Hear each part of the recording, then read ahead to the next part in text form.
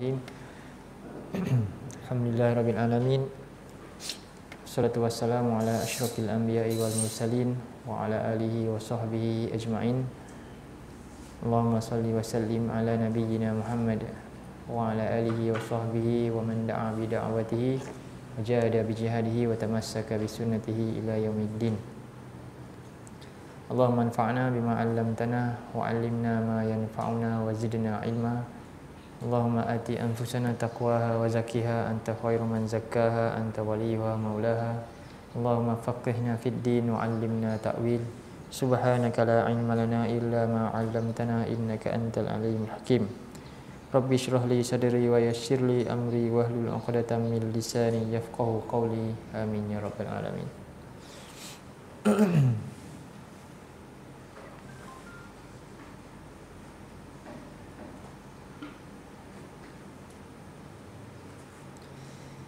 Baik, alhamdulillah, syukur kepada Allah Subhanahu Wa Taala dapat kita bertemu pada petang ini. Jadi insya-Allah hari ini kita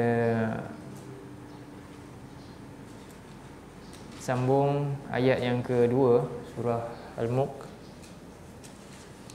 Ayat dia macam mana ayat dia? Tabaraka a'udzubillahi minasyaitonir rajim. Bismillahirrahmanirrahim. Tabarakalladzi biyadihil mulku wa huwa ala kulli syai'in qadir. Kemudian alladzi khalaqal mauta. Jadi kita dah bincang tentang Allah yang mencipta akan kematian. Jadi ada 5 kematian yang kita telah makna kepada maut tu. Jadi yang pertama apa? Ingat lagi? Apa makna yang pertama maut? Ya, sebelum wujud. Sebelum, iaitu contohnya kita ada benih. Benih pokok, benih. Jadi sebelum benih itu menjadi tumbuh keluar akar dan sebagainya, ketika itu dia nama dia maut juga, tak wujud. Demikian juga kita yang mana sebelum Allah bagi kita ni hayah, kehidupan, kita dalam bentuk apa? Air yang hina tu, benih tu, juga kita sedang maut, berada dalam maut lah masa tu. Yang kedua apa? Hilangnya kekuatan jasad. Hilangnya kekuatan jasad, paralyzed. Itu juga maksud maut. Mungkin salah satu diri kita hilang, separuh badan hilang ke, itu juga ada fasa kematian. Seterusnya, hilangnya rasa, perasaan, hati pula, dalaman pula, hilangnya hati, rasa hati, rasa. Sebab itu digambarkan orang-orang yang kafir ni, orang-orang yang seolah-olah telah mati di dunia lagi. Jadi siapa yang ingkarkan Allah ni, yang buat derhaka kepada Allah, tak mau ikut Allah dan Rasul ni, seolah dia telah awal-awal lagi dah mati dah. Rugi. Kenapa? Matinya hati dia. Yang keempat, kesedihannya melampau, tidak mahu menerima takdir.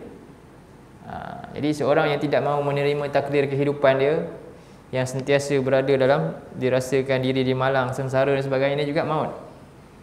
Tiada makna hidup ketika itu, ketika dia kekal di atas rasa tersebut. Sebab itulah Nabi ajar kita bila kematian, istirja, kemudian sabar je, tak perlu menangis. Sebab itu Nabi larang untuk wanita pergi ke mana?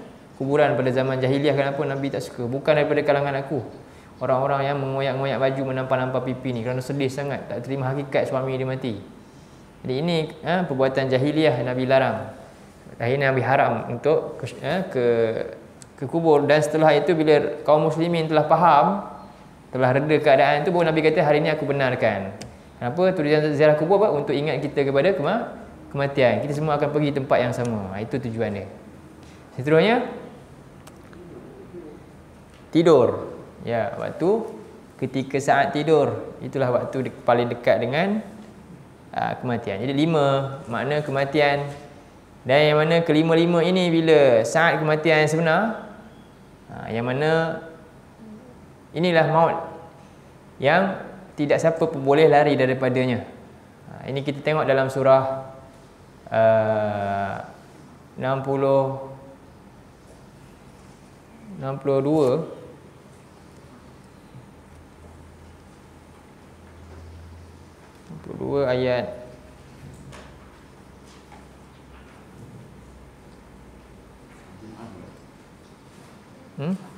Al-Jumu'ah.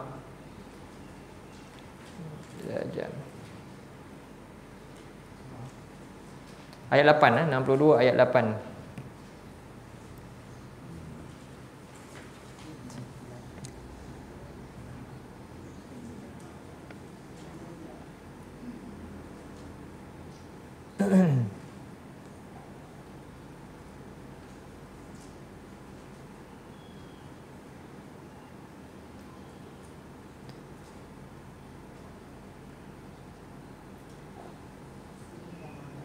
A'udzu billahi minasyaitonir rajim.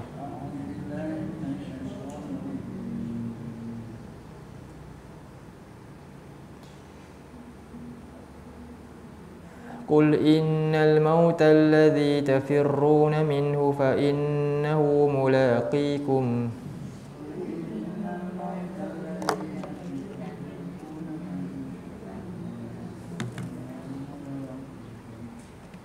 Thumma turadduna ila alimil ghaibi wasyahadati fayunabbi'ukum bima kuntum ta'malun.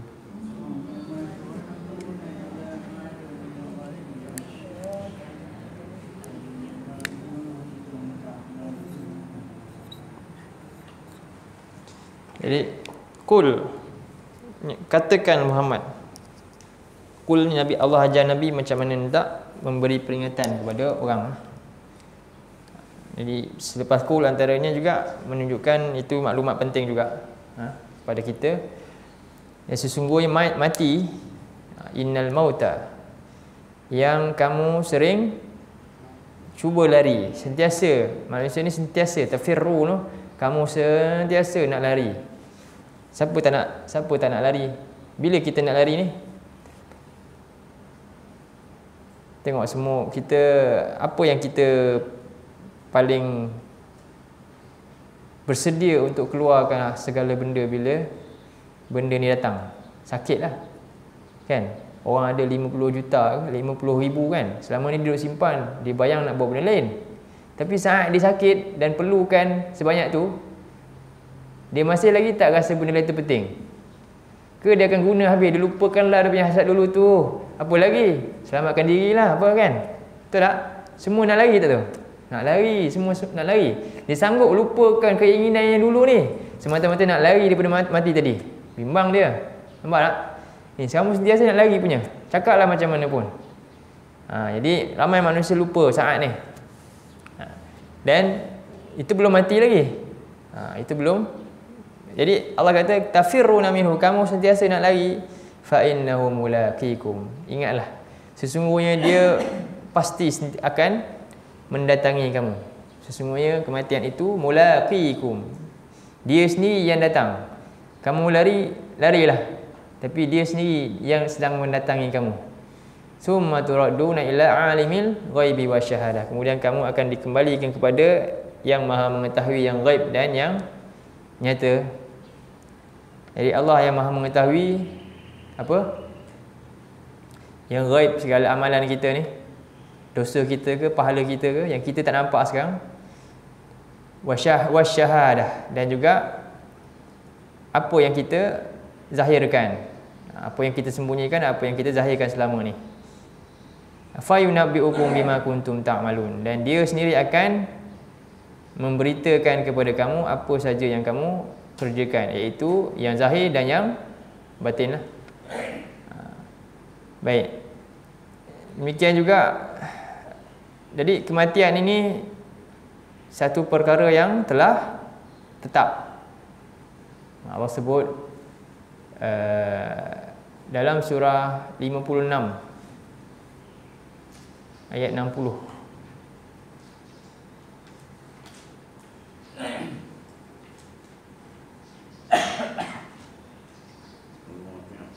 Al-Waqi'ah.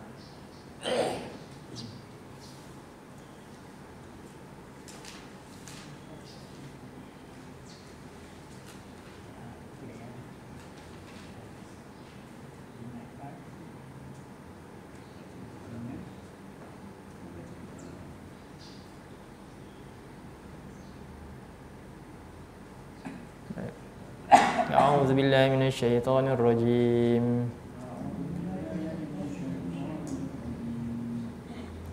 Nahnu qaddarna bainakumul mauta wa ma nahnu bimasbuqin.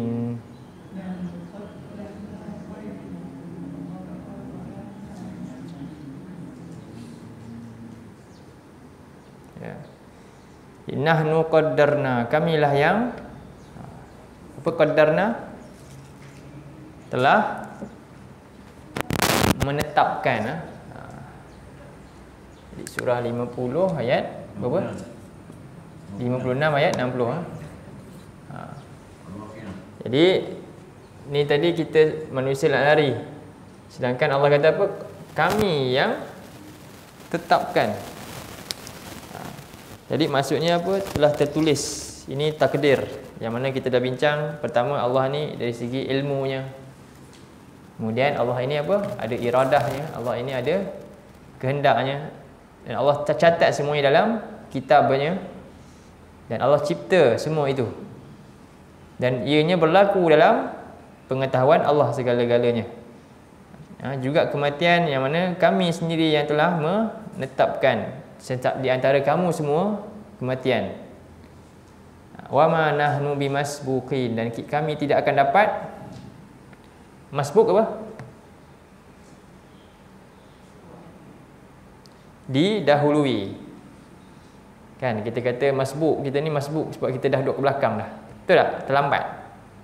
Kan? Jadi Allah tak boleh dibelakangkan. Allah sentiasa di depan. Allah sentiasa mendahului segala sesuatu. Kita ni sentiasa masbuk.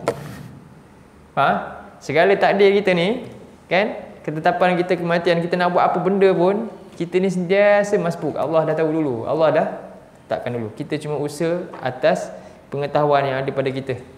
Itu nama dia tawakal. Sebab tu nama tawakal tu Allah tu. Serah semuanya pada Allah. Jadi usahalah macam mana pun, Allah tetap juga apabila saat kematian tiba, manusia tetap akan menghadapinya.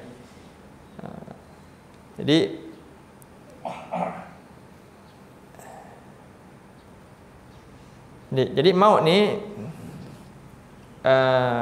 siapakah yang diutuskan untuk menghantarkan kematian ni? Malaikat maut lah. Dalam surah 32 ayat 11. 32 koyak ni.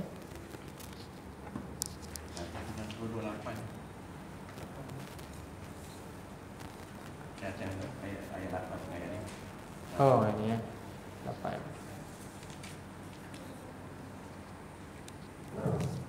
Allah.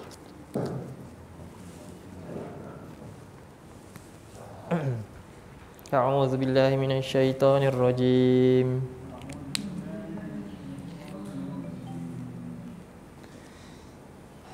Qul yatawaffakum malakul mautil ladzi wukkila bikum.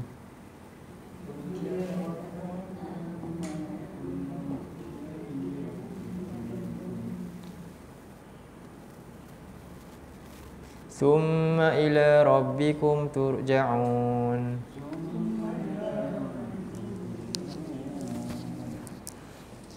Kul, ucapkanlah wahai Muhammad, yatawaffakum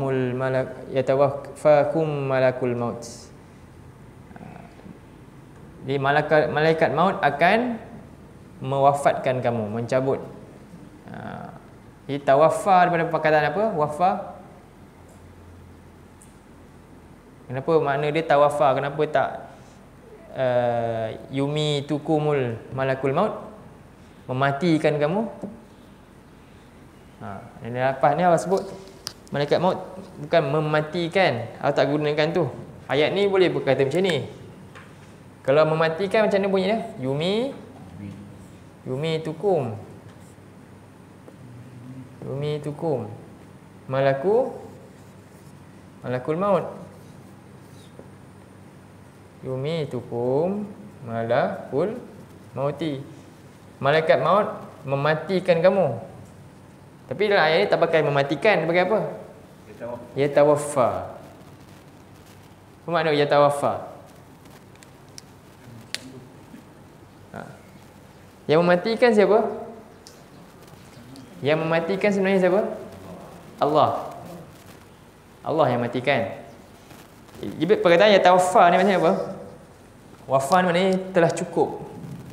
Sebab itu bila seorang itu mati, maknanya apa? Rezeki dia dah habis. Segala apa yang tertulis untuk dia habis, selesai dah pun, memang selesai.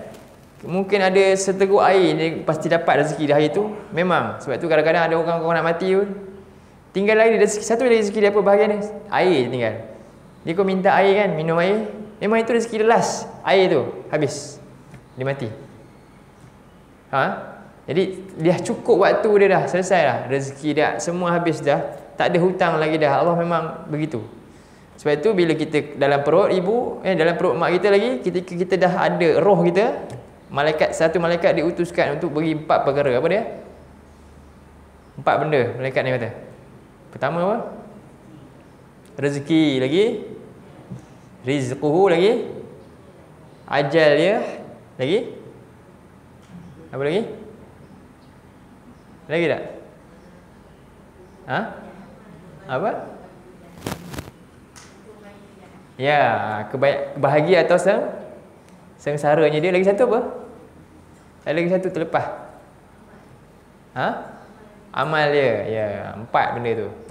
Rezeki dia, berapa banyak dia akan dapat? Berapa banyak dia akan dapat di dunia ni? Lagi? Amalan dia, apa dia akan buat? Ajal dia bila? Dan sengsara atau bahagia dia. 4 benda tu dah tertulis. Dan sempurna yang 4 tu, iaitu sampai kepada ajal dia. Jadi ada orang tu mungkin hidup dia, kita tengok sampai saat ajal memang hidup dia susah je, kan? Tapi sebenarnya adakah itu keburukan untuk dia? Tak. Kalau dia sabar, dia dapat apa? Dekat syurga tertinggi. Allah kata dalam Quran, dalam surah 39 ayat 10, ayat 39 ayat 10. Kita berhenti ayat ni sekejap. Cuba bagi 39 ayat 10.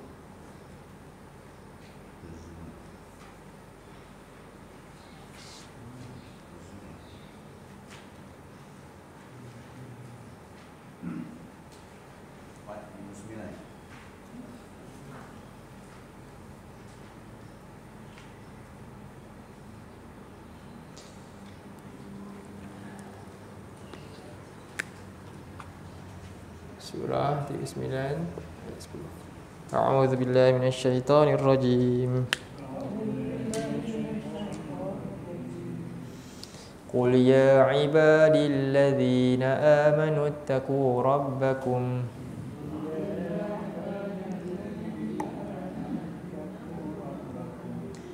lilladzina ahsanu fi hadhihi dunya hasanah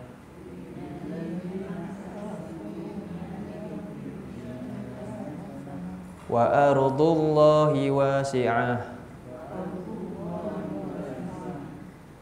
innama yuwaffas sabiruna ajrahum bighairi hisab.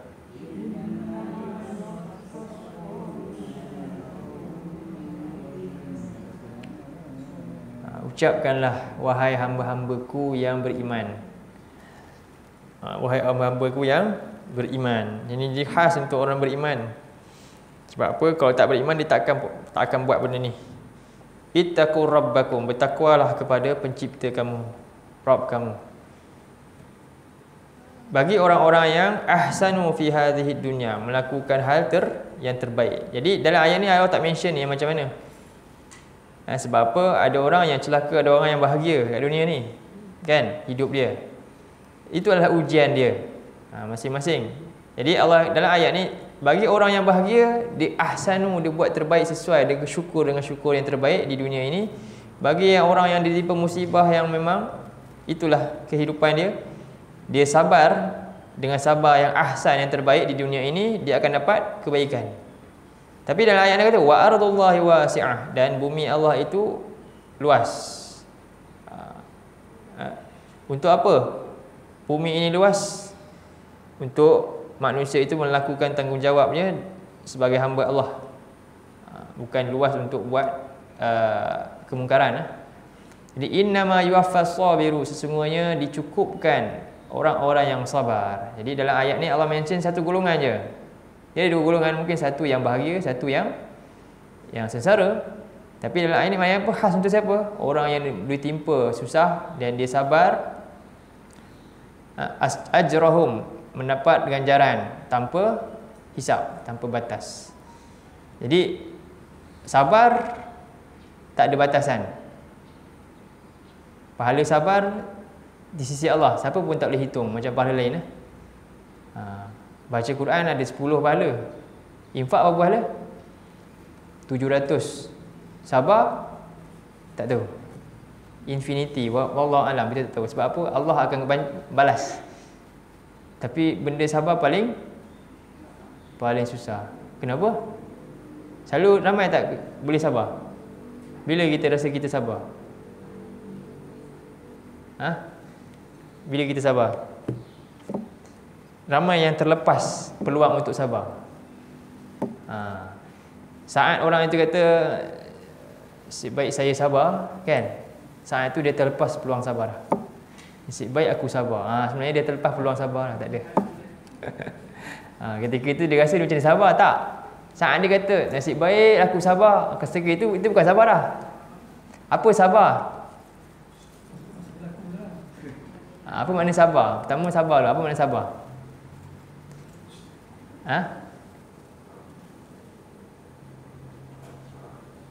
Sabar maknanya pertama menahan diri. Kedua, menahan daripada marah, tu sabar. Menahan marah, menahan daripada marah.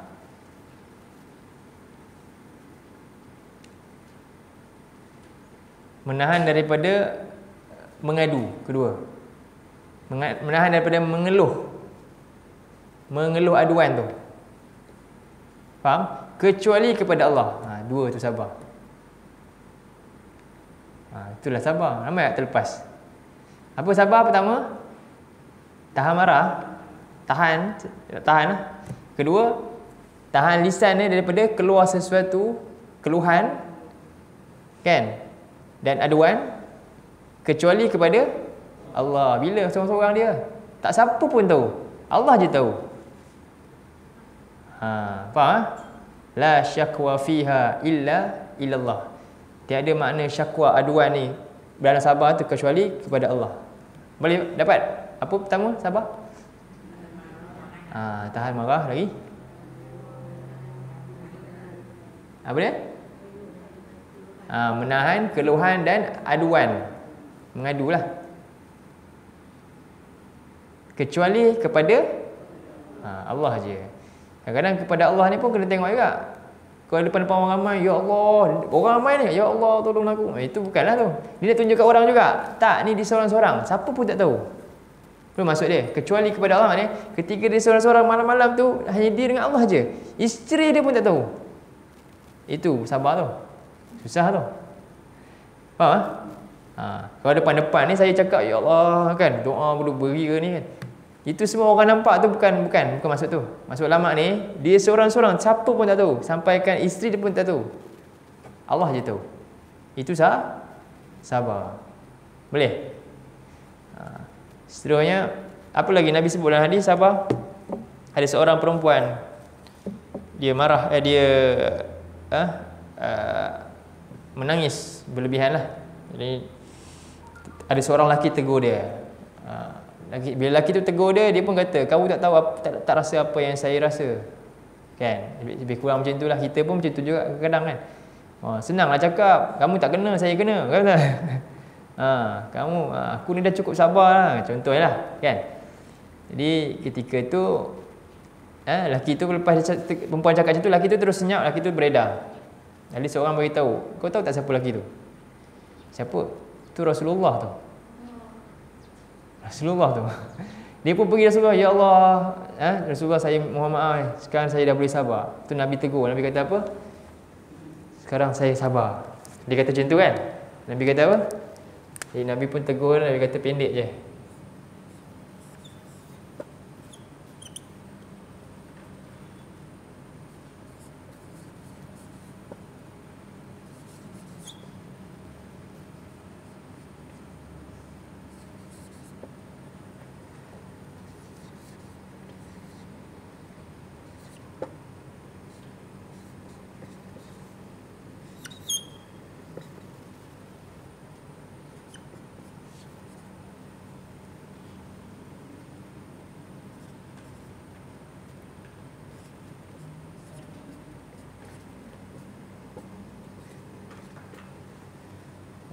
Nampak tak?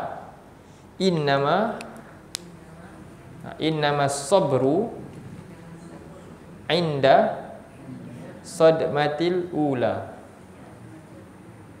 Cuba di sini, innama as-sabru inda sadmatil ula. Tu. Apa makna innama? Sesungguhnya tidak lain kesabaran itu hanyalah, boleh? Sekali lagi, sesungguhnya tidak lain kesabaran itu hanyalah ketika terjahan yang pertama. Terjahan yang pertama, saat pertama tu kena tu, masa tu kira sabar. Lepas tu baru sabar, tu bukan sabar. Sebab tu Allah kata apa? Pas sabar ni ganjaran ni tanpa batas, memang susah nak dapat. Susah nak dapat. Faham? Yang kita sangka-sangka saya sabar-sabar tu tipu je, bukan sabar. Sabar ni masa ni. Faham? Macam mana keadaan kita bila tipu musibah tu? Tengok kalau pertama tu apa? Itu Allah nak tengok pertama, saat pertama kena tu, terjahan pertama kena tu. Macam mana? Tu sabar. Teori senang, saya pun senang nak cakap. Bila kena, lupa hadis ni terus. Kan? Sebab tu apa ganjaran sabar? Besar pahala. Berbeza tak musibah dengan nikmat? Dapat nikmat. Dapat nikmat, oh senang je kan? Tak ada apa. Ni tiba-tiba benda yang kita nak tak dapat, bahkan kena lagi teruk contohnya. Hui. Macam mana nak sabar ketika tu? Itulah dia ganjaran apa Allah kata. Satu sabar dia tu, lupa-lupanya nanti apa? Tak tahu apa dapat. Sangat banyak benda rahsia Allah. Rahsia Allah yang besar. Inilah sabar. Boleh dapat? Jadi dalam hal ni, inilah ujian di dunia ni. Sebab tu kita tengok balik ayat tadi. Allah sebut dalam ayat 10 ni kan, wahai hamba-hambaku, sesungguhnya sabar itu sesungguhnya tidak lain dicukupkan kesabaran orang-orang yang sabar ni, ganjaran mereka tanpa batas. Baik, balik sudah As-Sajdah tadi, surah 32.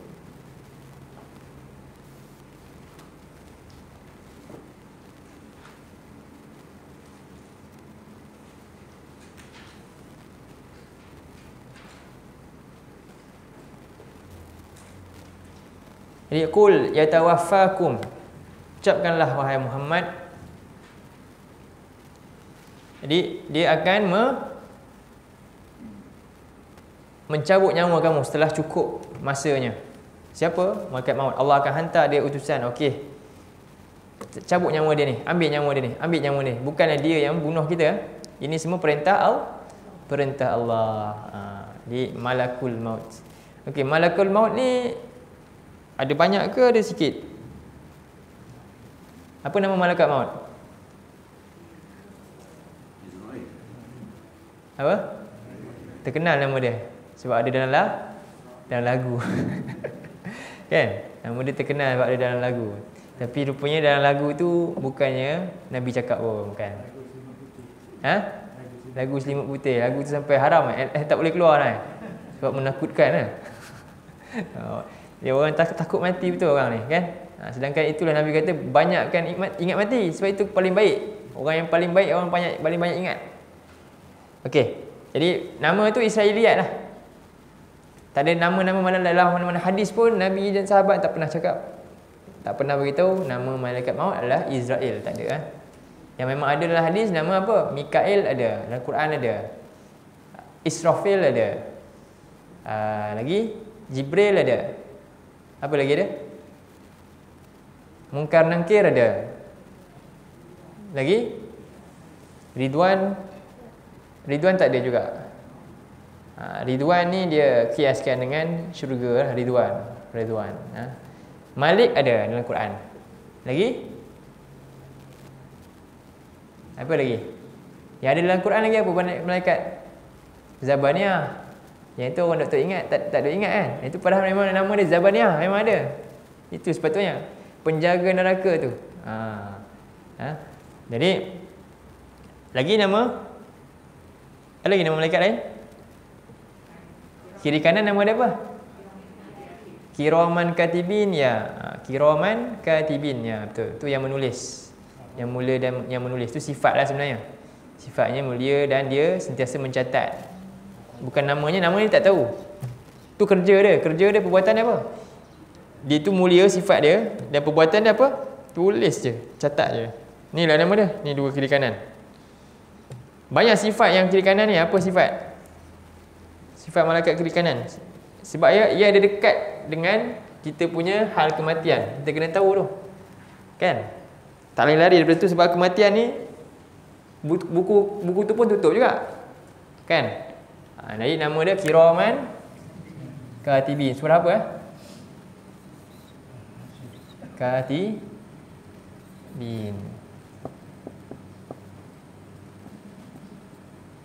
Surah apa tu? Surah Juz Ammah kan? Surah Al-Mutaffifin kan? Bukan? Ingat saya. Kan Al-Mutaffifin? Tak apa, kita sama-sama cari apa dia nama?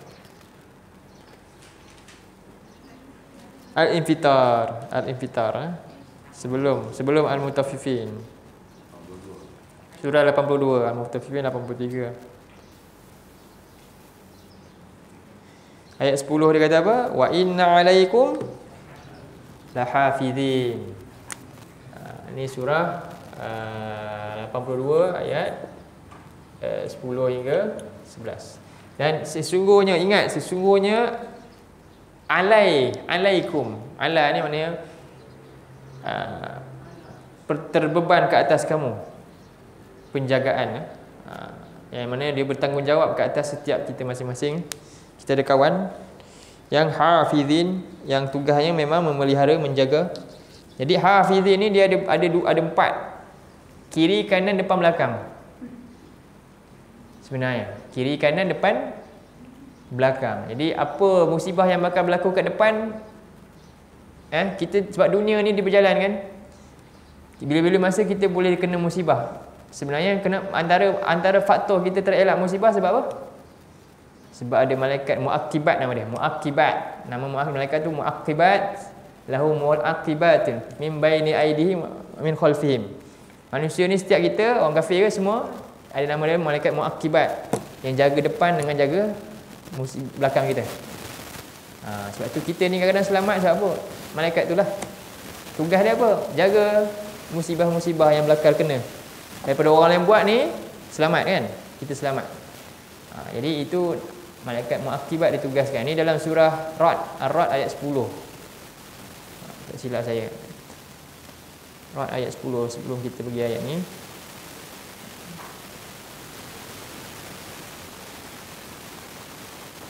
Betul ke? Ke ayat 11? Panjang sikit ayat dia. Ayat 11.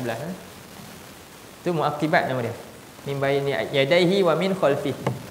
Yahfazuna min amrillah. Yahfazu sama juga. Kan? Sama kita baca ayat tadi, hafizin kan? Jadi antaranya yang menjaga kita itu. Okey? Nampak tak ayat 11? Apa ayat dia? Tengok.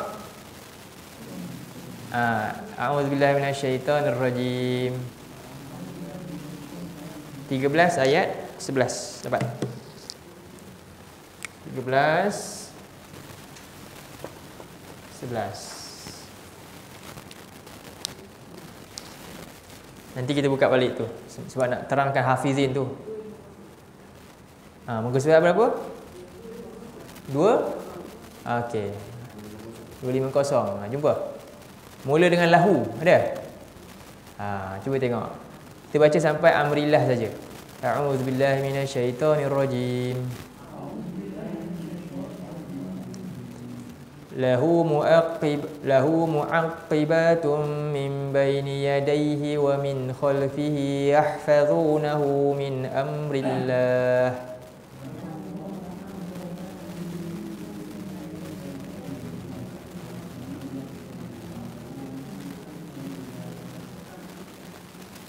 Jadi baginya ada muaqibat. Muaqibat ni malaikat-malaikat yang menjaga daripada akibat-akibat. Okey. Daripada hadapannya dan di belakangnya. Yahfazuna, mereka menjaga. Hu tu balik kepada manusia kita ni. Min amrillah, dengan izin Allah, daripada perintah Allah. Allah perintah. Macam mana tiba-tiba kena juga kata malaikat jaga? Itu apa? Allah perintah kenalah. Faham? Ini Allah perintah jagalah. Tiba-tiba kena sebab Allah perintah kena. Dia ikut perintah Allah je malaikat ni. Boleh ya? Jadi dia biar kenalah. Itu pertama. Ingatlah, yang kita tahu selama ni apa? Kiri kanan, kan? Balik. Jadi depan belakang ada juga. Okey. Yang kedua, okey, ni depan belakang dia jaga juga. Ni juga penjaga. Dia jaga apa? Ini dia jaga hal ehwal akhirat kita, hal ehwal amalan kita, hal ehwal perbuatan kita pula. Cuba buka balik tadi surah 82 ayat 10 kan? 10 11.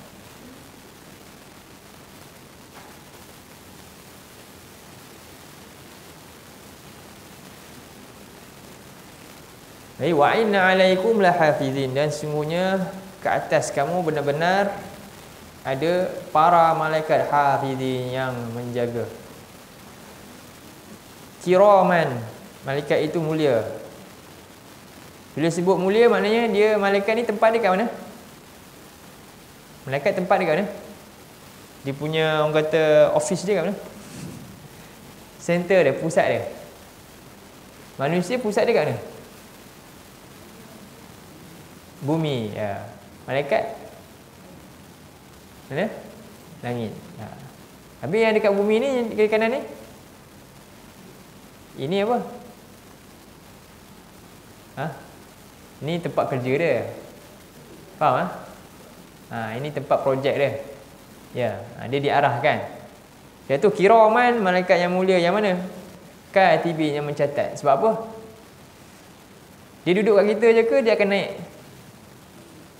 Dia akan naik turun. Dia pun ada shift juga. Ganti pula.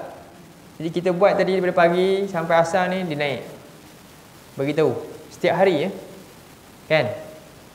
Tu nge-shift pula untuk malam ni sampai subuh. Naik pula, ganti lagi kiri kanan ni. Boleh? Jadi yang ini semua ini dia sentiasa ada ke ataupun dia akan sekejap-sekejap tak ada? Bila kita pergi bilik air macam mana? Ni ada. Yang kata tak ada dalam bilik air tu apa?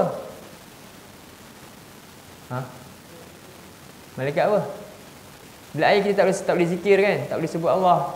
Bilik air ni tempat apa? Syaitan lah. Tak boleh zikir, tak boleh. Baca Quran pun tak boleh. Jadi itu malaikat apa? Itu rahmat. Malaikat yang turun rahmat ni. Yang mana malaikat nak payung. Yang malaikat yang mana? Redha kan? Bila orang belajar ilmu, belajar zikir dia apa? Ada malaikat turun kan? Dalam surah dalam hadis Nabi sebutkan innal malaika la tad'u ajnihataha li talibil ilmi ridan bima yatlubu. Sesungguhnya para malaikat melabuhkan sayap. Dia terbang tadi ni, dia tengok ni di atas ni, tiba-tiba dia tengok aja orang tuntut ilmu, terus dia turun labuh sayap dia. Tunduk. Sebab seronok, suka dengan orang tu. Sebab apa? Sebab dia nak tuntut ilmu. Dia dapat apa? Dapat doa lah. Malaikat ni makhluk yang berdoa sentiasa. Kan? Doa malaikat makbul ke tak makbul? Pasti makbul. Makhluk langit, minta apa memang pasti makbul doa malaikat. Kan? Jadi didoakan. Kita pun tak sedar kadang-kadang. Sebab tu tak rasa harga apa, tak hargai. Sebab tu orang malas nak belajar Quran, alah. Kan? Rasa kalau dia tahu dia beriman, sebab tu rukun iman tu penting. Beriman kepada apa? Malaikat. Sebab apa? Ini memotivasikan diri seorang itu untuk apa? Betul-betul beramal. Sebab dia tahu malaikat sedang catat, malaikat sedang doa, dia tahu semua tu. Tapi masalahnya kenapa ramai tak suka? Sebab apa? Iman dia kepada malaikat kurang. Dia tak kenal pun makhluk Allah yang namanya malaikat ni. Apatah lagi Allah ni. Banyak cerita pasal malaikat dia tak tahu. Bahkan tahu pun dia anggap macam dongeng je. Kan, itu kesilapan. Sebab itu pentingnya rukun iman adalah yang menyebabkan orang tu teguh. Sahabat Nabi kenapa dia sungguh-sungguh perang ni? Kan? Kan? Dia betul-betul yakin. Nabi kata ada 5,000 malaikat sedang turun, dia orang pun seronok. Adakah mereka nampak? Mereka tak nampak. Tapi mereka tahu. Yakin iman dia tu.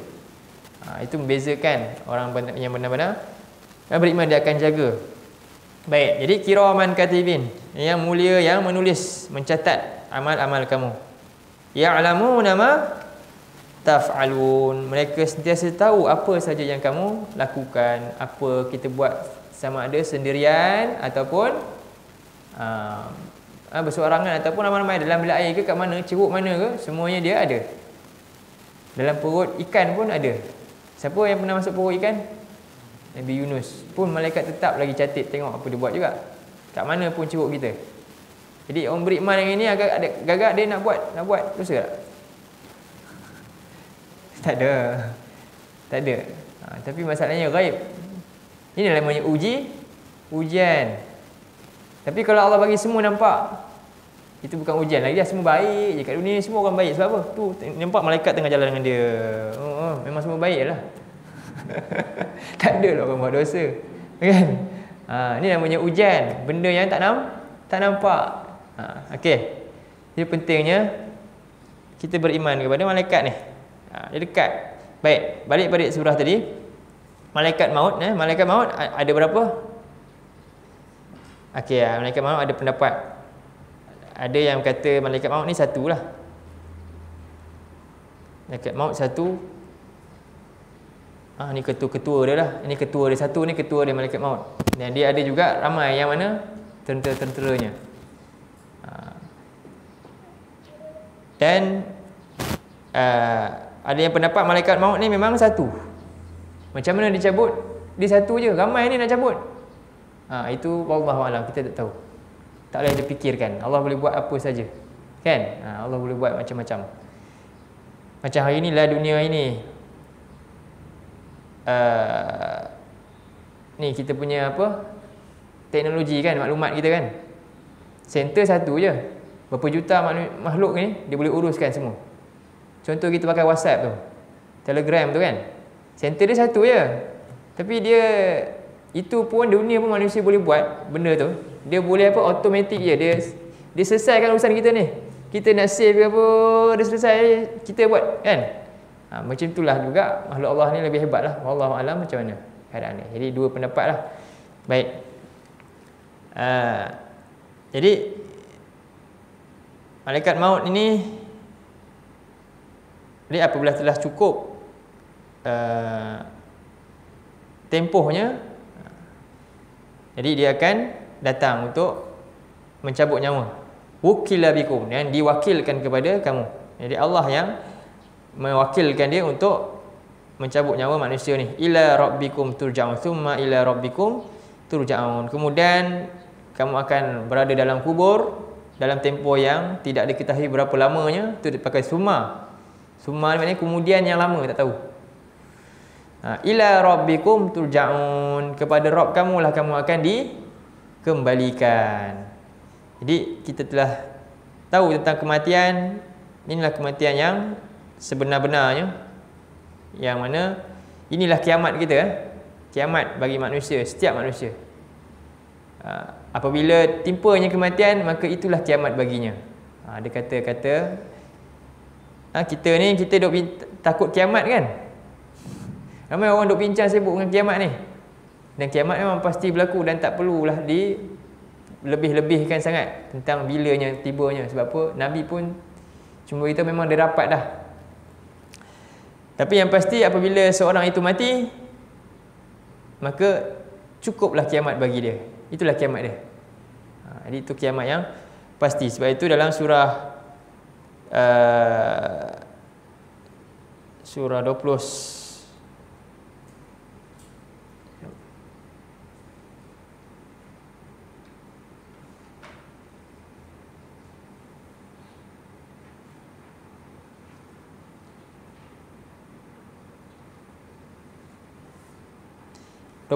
ayat 35. Yang penting apa yang difikirkan? Nak fikir dia kiamat ke nak fikir apa?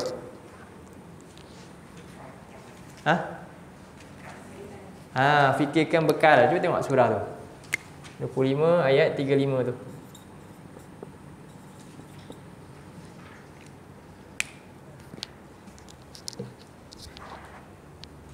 Pusing dah.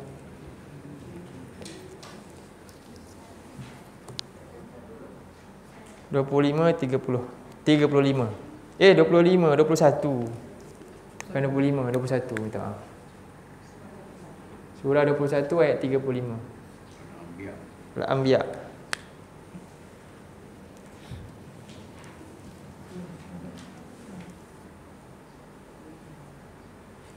A'udzu billahi minasy syaithanir rajim.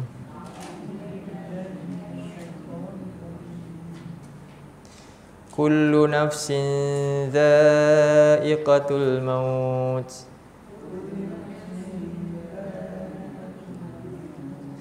Wa nabluukum bisyarri wal khairi fitnah.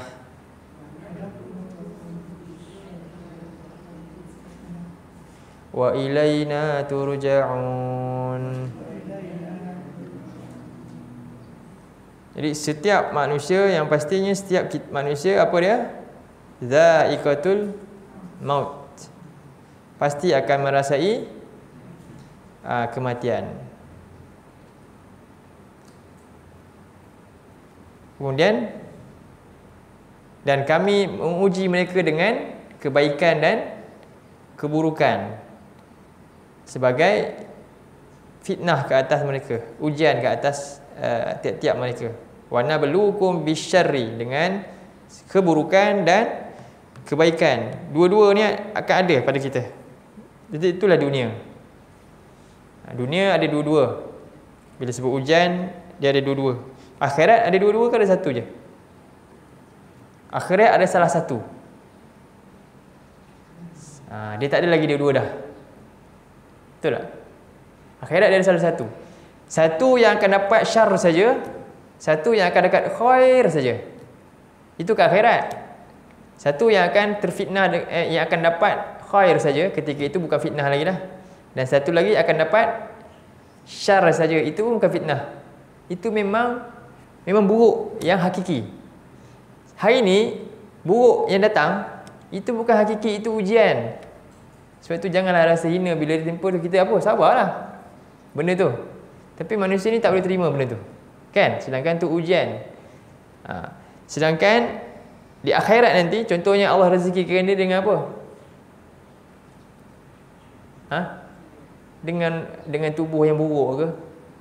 Adakah itu maksudnya buruk sebenarnya? Kat dunia. Itu fitnah untuk dia, ujian untuk dia. Bukan buruk yang hakiki pun. Kat akhirat nanti kalau dia betul-betul sabar, dia dapat khair tu, dapat kebaikan. Dia yang paling cantik sekali, paling sempurna sekali. Nampak tak?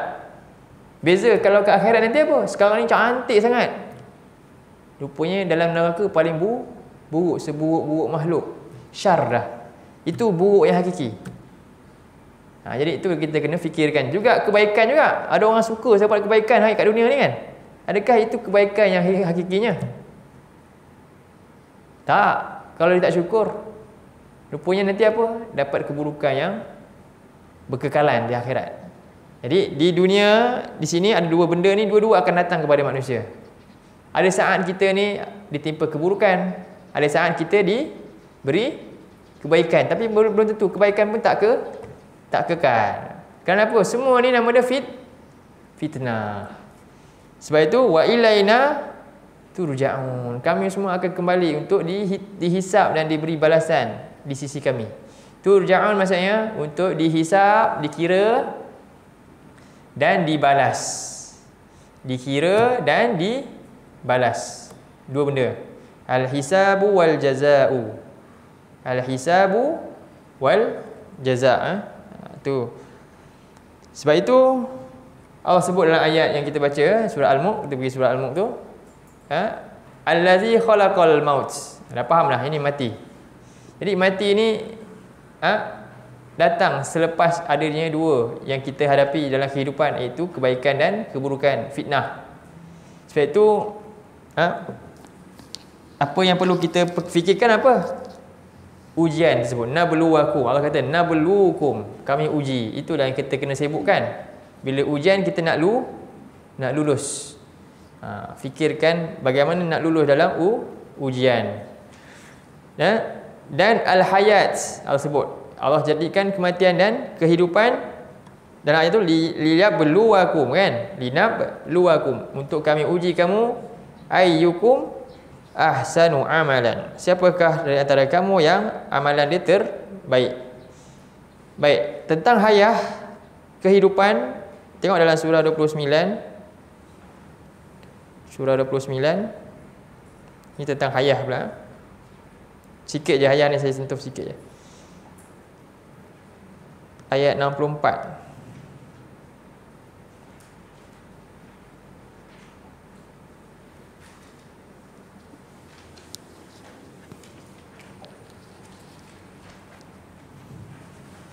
Ni saya padam ke? Padam Ya.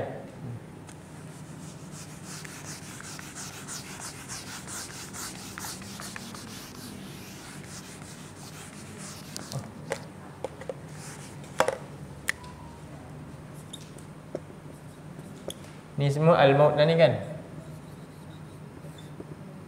Al-hayah. 29 ayat 64. Tengok. A'udzu billahi minasyaitonir rajim. Wa ma hadhil hayatud dunya illa lahwu wa la'ib.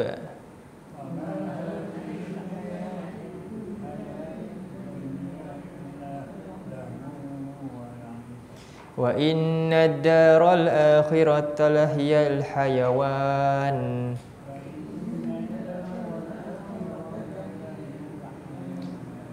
law kanu ya'lamun. Dan tidaklah kehidupan dunia ini melainkan dia hanyalah lahun. Apa lahun?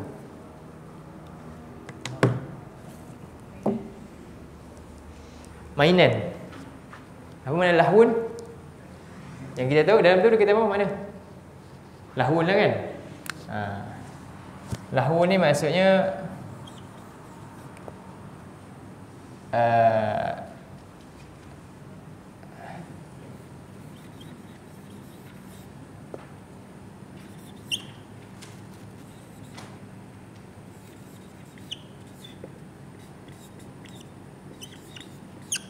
nampak al-syaghlu an muhimmatil umuri. Lahun maknanya asy-syaghlu an muhimmatil umur. Makna ringkas dia. Kadang-kadang bila kita baca Quran, kita kena tahu makna dalam, kita tak rasa apa-apa kan. Itu susah kita. Okey, permainan okey. Tak, makna bahasa Arab dia kaya. Dia memang kaya. Satu makna dia rupanya macam ni makna dia. Macam tu. Contohnya hak. Apa makna hak? Ada banyak, ada istilah. Asy-syai'u tsabit maknanya. Bila sebut hak tu, itu maksud dia. Kadang-kadang sebab tu kita belajar tadabbur ni, kalau Quran kita tahulah satu kalimah lepas ni, kita simpan terus. Kalau nak belajar banyak-banyak memanglah kita rasa berat kan. Kita jumpa kalimah ni, saya terangkan satu contoh. Apa makna dia? Asy-syaghlu apa? Syaghlu apa? Sibuk kan? Daripada hal-hal yang lebih penting, urusan-urusan yang lebih penting. Faham? Dia sibuk daripada urusan-urusan yang lebih penting. Dia nak pergi mana? Dia nak pergi mati ni. Kan? Banyak lagi, Quran banyak tak tahu lagi. Banyak hal lagi yang lebih penting ni dalam urusan dia nak pergi nanti. Umur dia ni. Penting tu kan? Tengok dia sibuk dengan apa? Dia sibuk lagi pergi naik basikal, jalan. Sibuk lagi pergi piknik itu, ini. Sibuk lagi ni. Tentang nak mati dah. Faham? Bila faham makna ni, nak sibuk lagi tak? Nak sibuk yang mana? Sibuk yang semua yang muhimmat ni ke, ataupun benda yang ni dunia kat situ lah. Faham? Oh, dia rasa bagus. Kan? Dia rasa masih sempat. Dia tak tahu pun bila dah sempatnya. Faham? Betul tak betul? Cuba tengok ramai manusia hari ni begitu. Kalau dia tak belajar, dia tak tahu. Faham? Itu maksud lahun. Itulah dunia. Dunia memang datang untuk itu. Itu namanya ujian. Faham? Allah cipta kita sebenarnya untuk kat mana? Untuk kat mana? Untuk kat syurga. Itu hal muhimmati umum syurga. Tempat dia kat situ. Sibuk untuk tu sepatutnya. Tapi tengok, contoh kita pergi R&R kan? Kita sebenarnya bukan nak duduk kat R&R tu. Kita nak pergi, contohnya orang ni daripada KL, nak pergi rumah nenek dia kat Kedah. Kan? Dia pun duduk pergi R&R. Kan? R&R tu adalah semua nak pergi buang air je ke? Tak, ini dia sibuk situ, lepas tu dia pasang kemah situ, dia buat rumah situ, dia amari semua letak situ. Ada kan macam tu? Ke tak? Dia lupa dah. Nenek dia tunggu tak sampai dia ni. Ke macam mana? Ke sebenarnya apa mission utama dia? Nak pergi rumah situ. Tapi tengok itu orang tu kita panggil orang cerdik ke orang apa? Ke orang gila? Orang gila kan kita panggil. Apa gila dia ni? Contohlah, bila hal tu tak kita boleh kata ini orang gila, tapi cuba tengok urusan kita dengan dunia. Boleh tak kita kata gila sebenarnya? Itu yang faham ah? Jadi begitu maksud lahun tu. Jadi dunia ni itulah dia. Sebab tu Nabi kata apa? Nabi kata dalam hadis,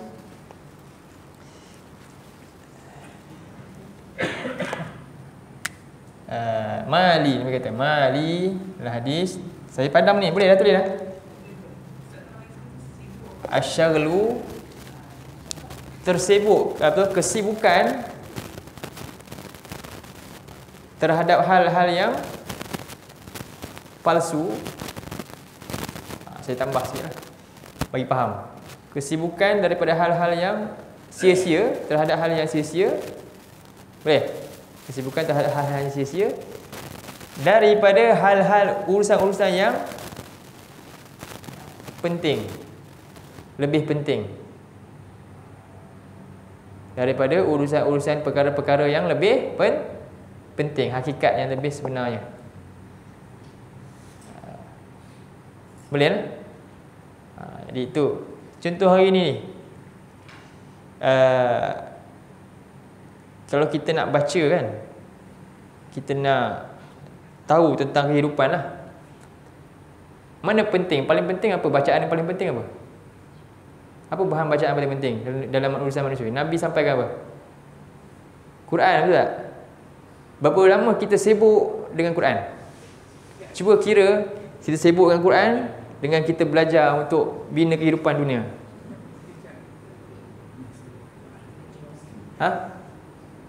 Berapa tahun habis masa? Kan? Betul tak? Betul ke tak betul? Ramai tak orang belajar, tapi akhirnya apa yang dia buat tu dalam 5 ke 10 tahun, akhirnya dia berniaga sendiri je. Nampak tak syaitan dia macam tu. Dunia dia gitu. Kan? Yang lebih penting apa? Quran ni. Ni cerita dia yang memang pasti semua akan akhirnya dia akan menyesal. Ya ini sepatutnya saya peluk dulu. Tengok dia tak peluk. Nampak tak hal ni? Ni apa ni? Lahun tu. Boleh? Apa rasa macam mana? Sebab kita tak faham makna ni. Boleh faham? Ni baru lahun, belum lagi laibun lagi. Kan dalam ayat ni lahun walaib. Faham? Jadi Nabi kata dalam hadis, dah saya padam dapat last saya tutup dengan hadis ni dulu. Nanti kita sambung lagi lah. Dah pukul 45 minit dah. Tutup dengan hadis ni. Tengok renung apa yang Nabi sebut Mali wa malid dunya.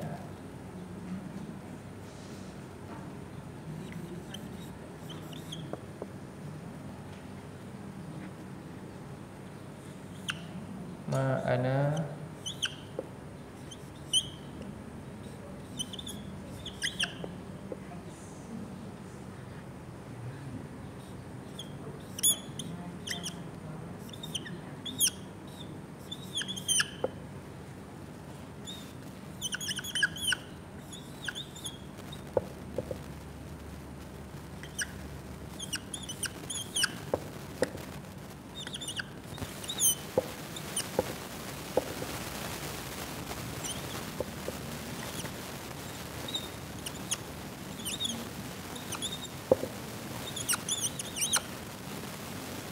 nampak Nampak ke? Tak nampak sangat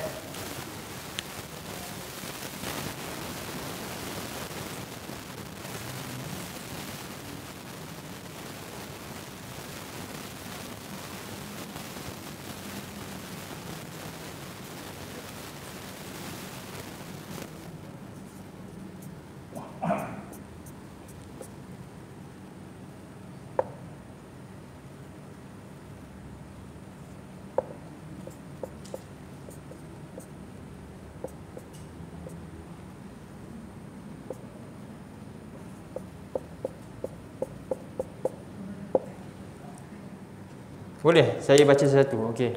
Mali wa malid dunya.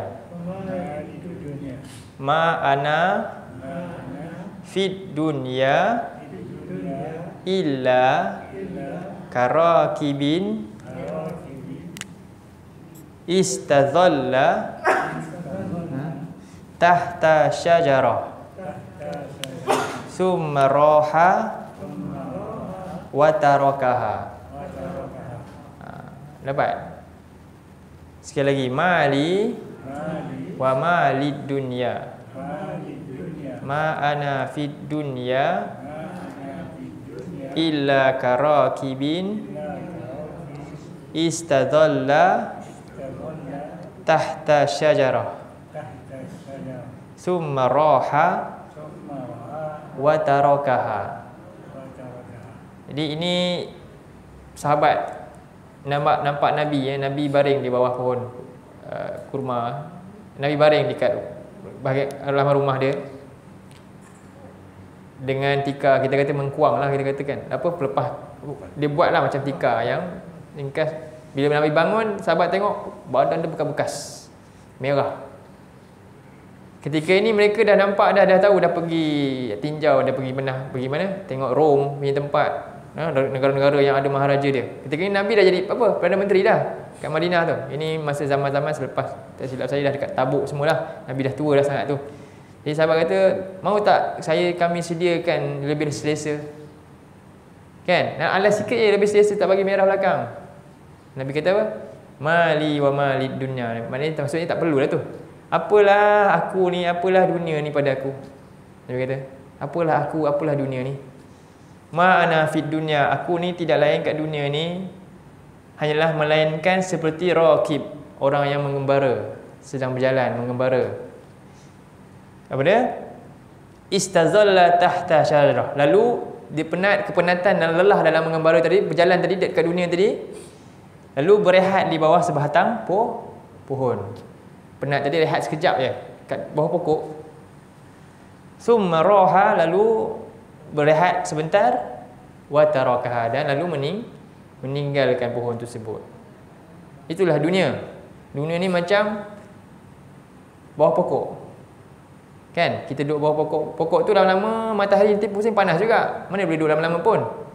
Kan bayang dia akan hilang juga kan. Lalu dia akan tinggal ketika tu, pindah tempat lain. Itulah dunia umpama dia. Dia bukan nak lama-lama.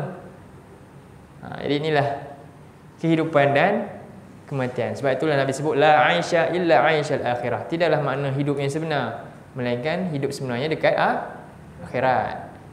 Nanti kita sambung lagi ayat ni juga, lina beluakum. Bagaimana ujian, menghadapi ujian, insya-Allah. Mudah-mudahan ayat ni kita boleh baca sampai apa dia? Allazi khalaqal mauta wal hayah. Kita faham makna hidup dan mati ini dapat memberi banyak pengajaran dan lebih kita melakukan persediaan untuk apa? Kehidupan kita yang sebenar-benarnya. Hayawan, ayat renung ayat ni ya. Tutup, baca balik ayat 29-64 tu, tutup ayat tu. Jadi wa ma hadhil hayatud dunya, renungkan ayat ni. Dan tidaklah kehidupan dunia ini melainkan hanyalah lahwun. Lahwun ni apa tadi? Hiburan lah, yang melalaikan kita, yang menyebabkan kita nak rasa macam penting kepada benda yang sebenarnya lebih penting. Tapi kita rasa benda tu penting. Itu lahwun. Wala'ibun, dan juga hanyalah permainan. Wa inna darul akhirah, dan sesungguhnya sebenarnya negeri akhirat itulah lahyal hayawan, kehidupan yang hayawan ni maknanya bersangatan, yang sebenar-benar. Contohnya kita biasa baca qiraat baca kan, qiraat. Bila terlalu kerap baca dan menjadi bacaan yang paling unggul, nama dia apa? Quran. Ada alif nun belakang. Faham? Faham? Sebab apa? Dia dah menjadi sesuatu yang paling sekali. Macam ni juga hayah. Bila masuk hidup yang paling unggul, yang paling sebenar, hayawan. Faham? Itu fungsi dia, alif nun tu. Sebab itulah sebenarnya akhirat itulah hidup yang hidup sebenar-benar. Nah, ayat ni.